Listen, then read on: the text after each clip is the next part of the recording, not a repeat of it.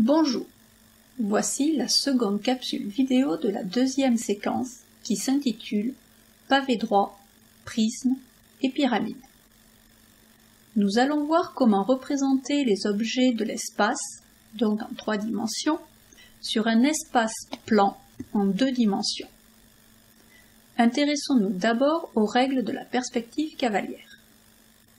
La perspective cavalière est une technique de dessin qui permet de faire croire à une impression de volume. Il y a 3 règles pour représenter un solide en perspective cavalière. Premièrement, les arêtes qui sont parallèles dans la réalité restent parallèles sur le dessin. Deuxièmement, les arêtes cachées sont représentées en pointillés. Enfin, les dimensions des arêtes fuyantes sont réduites. Ainsi, nous remarquons que la face avant et la face arrière ne sont pas déformées. Voyons ce que cela donne sur un exemple. On va prendre un prisme à base triangulaire. Alors on va commencer par tracer un joli petit triangle. Hop. Comme ceci par exemple. Je le prends bien gros, hein, histoire que ce soit vraiment visible sur ce quadrillage et qu'on ne confonde pas. Donc voilà, je commence par tracer un triangle. Ensuite, je vais tracer un second triangle identique. C'est 2 faces superposables, donc c'est 2 triangles identiques. Donc je vais le tracer. Là, je vais me servir de mon quadrillage en dessous, à l'identique.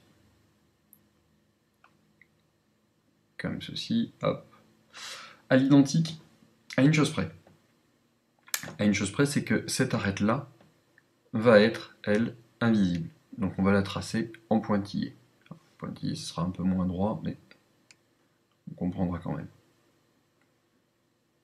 Donc cette arête qui est bien derrière se retrouve en pointillé. Maintenant, il ne me reste plus qu'à relier les sommets de mes 2 faces polygonales, donc ici de mes 2 triangles, et on se retrouve avec un joli prisme. Bien évidemment, je peux obtenir des prismes, en le faisant tourner, je peux obtenir des choses tout à fait différentes. Hein. Mais bon, c'est tout à fait faisable. Regardons un peu ce qu'on pourrait avoir. Si je plaçais quelque chose comme ceci, hop, ici, là, hop, je vais avoir mes 2 autres arêtes qui vont être cachées, comme ceci. Au niveau des arêtes verticales, ces 2-là sont visibles. En revanche, celle qui va être ici derrière va, elle, être cachée. Donc on va la représenter en pointillé. Maintenant, à une deuxième représentation, les patrons.